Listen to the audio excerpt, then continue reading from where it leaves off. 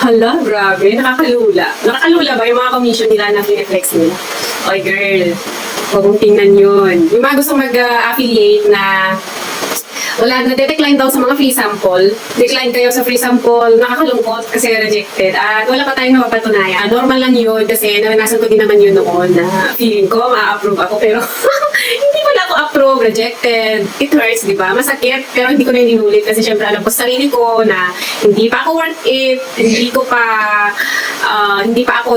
deserve, o di ba? Alam mo naman sarili mo, hindi mo pa deserve yung mga samples. Kasi syempre mag-i-invest nila sa mga tao, alam nilang may return sa kanila.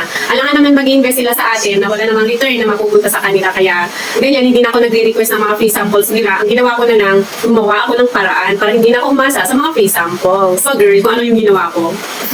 Alam mo yung app na nagla-live ka tapos may points ka doon ako kumapit. O, chinaga ko yun, nag-live ako ng more than a month kasi tsaka ka makapag-withdraw ng 500 pesos. Di ba kung problema mo yung free sample, problema mo yan ng makabili ka ng iyong products, yun yung gawin mo, tsagain mong mag-live ng more than 1 month para maka 500 pesos ka. Di ba nakapagpunta na ako doon ng isang selfie stand, yung yun yung ginagamit ko ngayon, tapos isang set na curtain kasi di ba kailangan mo nga ng background, kaya yun ang ginawa. Yung app na yun kasi is magla-live ka naman ng 2 oras. Ano ba yung 2 oras na yun para magkaroon ka ng free sample? Pero oy, di ba may mga followers naman kayo, hindi pa ba kayo mga monetize? Kaya nakikita ko yung iba is problema nila yun, pero ako nga 1,000 lang. Puro ka pa pa-affiliate. 1,000 lang, tapos hindi pa naman ako stable kumita doon. Mga lang, zero, laging zero.